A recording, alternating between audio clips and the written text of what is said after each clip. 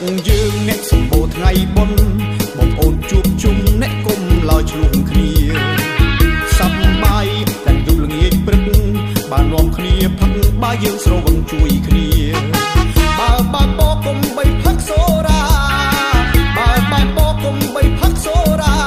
បើស្រវឹងកាលណាសុំគេដេកមួយយំ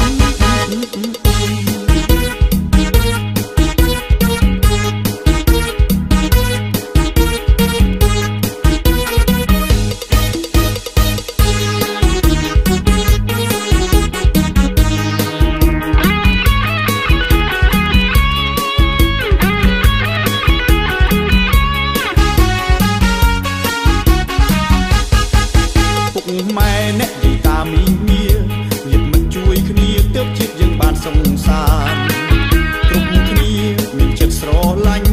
មិនយកឈ្នះចាញ់ហើយក៏មិនរករឿងគ្នាគិតថាមានបុណ្យថ្ងៃនេះគិតថាចូលឆ្នាំថ្ងៃនេះជាថ្ងៃពិសេសត្រូវចេះស្រឡាញ់គ្នាស្រុកយើងអ្នកសម្បូរថ្ងៃបុណ្យបងប្អូនជួបជុំអ្នកគុំឡើយឆ្លងគ្នាសប្បាយទាំងយប់ល្ងាចព្រឹកបាននាំគ្នាផឹកបើយើងស្រវឹងជួយ